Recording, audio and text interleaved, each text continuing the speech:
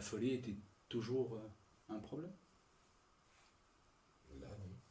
Pardon? Non. Non. Il y a une petite peur qui traîne, mais c'est pas la folie. D'accord. Alors quelle est cette petite peur? J'en sais rien. Ouais.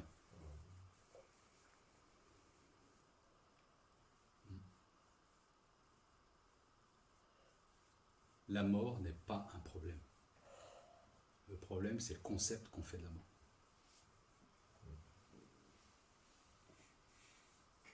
Et en particulier, ce qui est imaginé, conceptualisé comme étant l'après-moi.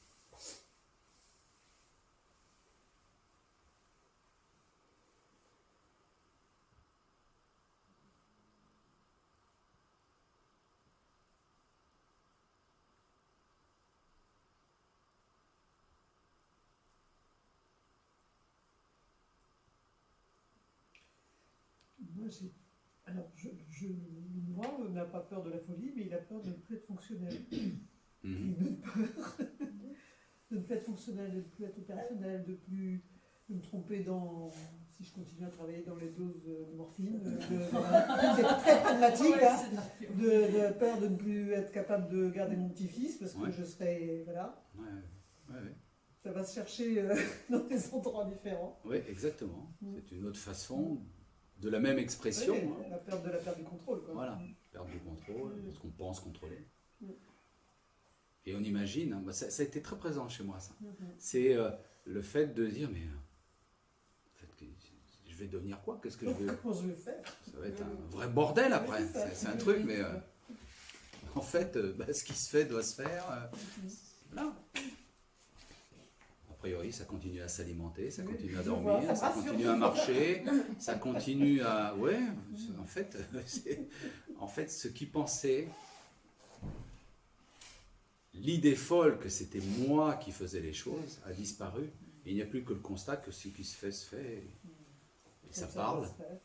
Voilà. Ça continue à fonctionner, même beaucoup plus simplement d'ailleurs. Beaucoup plus tranquillement. Il n'y a plus de questions. Non, on en parlait tout à l'heure. Il n'y a plus de questions, même si, face à certaines situations concrètes, je peux me poser des questions. Parce que se poser des questions là, maintenant, est tout à fait utile et nécessaire dans la fluidité de la vie. Je vais reprendre l'exemple que je citais tout à l'heure à Eric.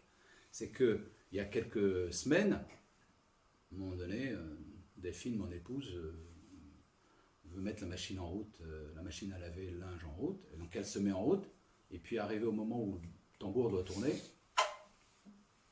figé. Bon. Donc elle vient me voir, dans ces cas-là, et elle me dit, qu'est-ce qu'on fait? Bon. De mon passé professionnel et surtout de ma formation initiale, j'ai des notions, j'ai des connaissances, des savoir-faire, en mécanique, en électricité, et je dis, je vais réfléchir, je vais me poser des questions, quelle pourrait être l'origine de la panne? Donc ces questions-là, qui est l'arbre de questions, de démarches pour trouver la panne, là, elles sont tout à fait justifiées. Les compétences restent. Voilà, ces compétences-là restent. Il y a encore des savoir-faire qui sont restés, tu vois. Donc, j'ai observé la machine, et puis, voilà. Dans cette formation, il y a une démarche pour trouver la panne et voir si c'est réparable, c'est ce que j'ai fait. Arrivé à la conclusion qu'au niveau du moteur, il y a des pièces qui permettent au moteur de tourner, mais ces pièces-là sont des pièces d'usure, donc à un moment donné, elles sont fatiguées. J'ai remplacé ces pièces-là, et puis la machine est repartie. Voilà. Donc ces questions-là restent, ces connaissances-là restent. Je ne suis pas devenu un légume ou un végétal, ou même une pierre. Il y a encore des sentiments, c'est-à-dire que l'organisme vivant ici sensible est tout à fait touché par ce qui l'entoure en permanence. C'est pas devenu un glaçon ou une pierre ici, ni même un reset total de la mémoire. La mémoire réactive, celle qui compare, celle qui juge, celle qui dit c'est bien ou c'est mal, tout ça s'est effacé. Ça c'est vrai. Mais toute la mémoire fonctionnelle propre à l'organisme vivant, l'aspect archaïque des choses. Il n'y a pas longtemps, lors d'une balade, je passe devant un portail. Derrière le portail, un chien aboie. Ben, il ne s'est pas passé le « oh » non, ça a sursauté. Ça a sursauté. C'est-à-dire qu'il y a eu ce réflexe de sursaut parce que c'était inattendu. Mais il n'y a pas eu le « ah, quel con de chien » ou vraiment, il aurait pu me mordre ou j'aurais dû passer ailleurs. Non, tout ça n'existe pas. Il y a juste l'instant, le sursaut. L'adaptation au contexte. Au contexte, la considération ou l'effet que le chien est derrière le portail, il n'y a aucun danger. Donc instantanément, la tranquillité est revenue et l'adrénaline qui s'était produite s'est dissoute et le chemin a continué tout aussi. Je pense que c'est quelques témoignages de gens qui ont basculé, comme tu dis, et où il y a eu un temps plus ou moins long de pas forcément d'être figé, mais enfin en tout cas d'être incapable de vivre la vie habituelle. Et la peur, pour moi, elle est là de ne pas être capable de fonctionner normalement dans mon monde, dans mon référentiel.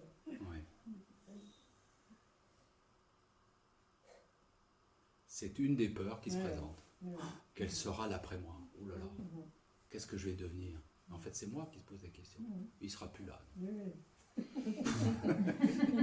Tout va bien. Moi n'est plus là. Pourquoi se préoccupe-t-il de l'après? Oui, c'est ça. C'est ça la vie. Peut-être qu'il se préoccupe de s'il sera encore à ce qu'il a fait. Moi se préoccupe de ce qui ne le regarde plus. C'est drôle, non? Qu'est-ce qui va se passer après la mort? Ah oui, mais la vraie mort, enfin la mort biologique, je m'en fiche. Oui. C'est juste. Tant que je suis encore là. On se préoccupe de ce qui sera l'après-mort. On laisse ça à la vie. Et puis. Mais c'est une des façons de l'expression de la peur de mourir, de s'accrocher. Complètement. Est-ce que ça a changé quelque chose dans ton rapport avec tes enfants? Notre peur. Eux n'ont pas vu de différence. Mon épouse, pas plus d'ailleurs. Après, il y a une forme de... les réactions qui pouvaient être, même si elles étaient déjà peu nombreuses, parce que cet organisme vivant avait la particularité déjà d'être tout à fait tranquille. Ou très tranquille, même si parfois, c'est vrai, qu'en fonction des circonstances, il pouvait y avoir des réactions. Réaction de colère, réaction de peur. De couper les fils. Pardon ? De couper les fils. Voilà, par exemple, là j'étais relativement jeune, mais c'est vrai, de couper tous les fils. Donc c'était, Donc il n'y a plus ce genre de réaction, même si, extérieurement, il peut y avoir des situations où hausser la voix est nécessaire. C'est à nouveau, c'est pas un légume ici, perché, en tout cas c'est pas la nature de l'organisme vivant qui est là. C'est-à-dire que c'est plutôt une nature placide, mais il est vrai qu'il peut y avoir des situations où une réponse énergique nécessaire, hausser la voix, et même peut-être crier, peut être nécessaire. Je ne sais pas. Mais la relation, en fait, elle est apaisée simplement parce qu'ici, il n'y a plus de réaction. Et au niveau de l'amour ressenti, il y a eu du changement ou c'était comme avant? Le changement, c'est que l'amour qui est là maintenant est le même que si c'était l'un de mes enfants. Avec tous les êtres Ouais. D'accord. Ça, il y a une vraie différence. Ce qui n'empêche que la relation qui s'est installée entre les enfants et moi, il y a une relation filiale qui, elle, ne change pas, et donc il y a aussi une notion de responsabilité dans l'un des rôles qui est attribué à cet organisme vivant qui continue. Je continue à être leur père. Ou, associé à cela, il y a des responsabilités qui s'organisent, pas toujours comme eux voudraient, mais qui s'organisent. Je pense que ma question, c'est en fait la vraie question, c'est est-ce que la notion de responsabilité, reste. Complètement. Ça, c'est rassurant. Donc ça fonctionne, ça continue à fonctionner. Le docteur peut-être fonctionne et la maman fonctionne. Tout à fait. Oui, ça continue. Oui, Oui, c'est le rôle de cet organisme vivant de prendre soin des enfants qui lui ont été confiés. La vie prend soin d'elle. Donc ça continue. Parce que je constate que ça continue.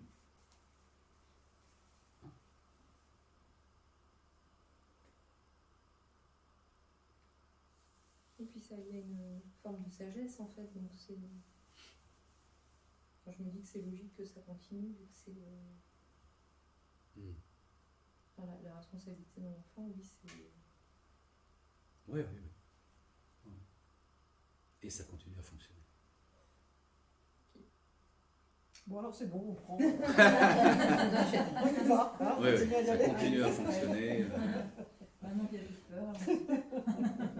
J'imagine que comme chacun est différent et réagit différemment, Oui. quand on dit réagit, pas dans la réaction, mais Oui. agit différemment, Oui.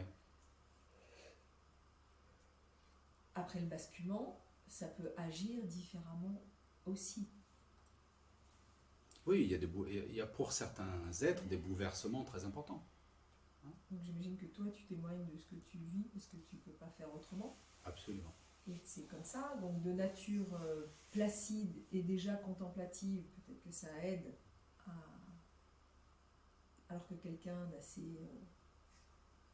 Elle va nous faire peur. Elle va revenir la peur. Elle est en train de se faire peur. Non, mais je me dis que ça peut peut-être être vécu différemment. Quand Ouais. on entend d'autres témoignages, pour Ouais. certains, les pensées sont toujours là. Simplement, elles ne sont plus crues, mais ça continue à bavarder là-haut. Ça peut, oui. Toutes les options sont possibles. D'accord. Toutes les options sont possibles, ceci étant, la vie s'occupe bien d'elle-même, on pourrait le traduire comme ça. D'accord. Alors que le mental a plutôt tendance à empêcher que la vie s'occupe d'elle-même, en essayant d'élaborer, voilà, toujours dans une espèce d'enfer. Donc, oui.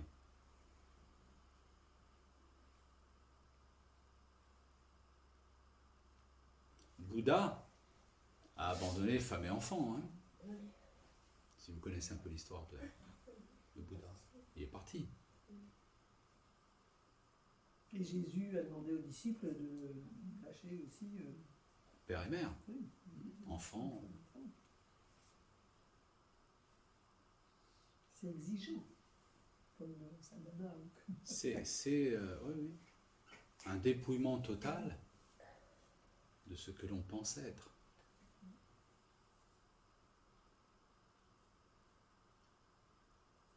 Je ne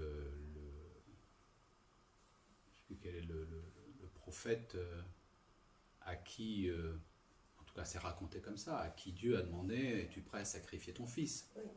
Et qui le porte, je ne sais plus, c'est Moïse Abraham. ou Abraham. Et son fils Isaac. Abraham, oui, merci.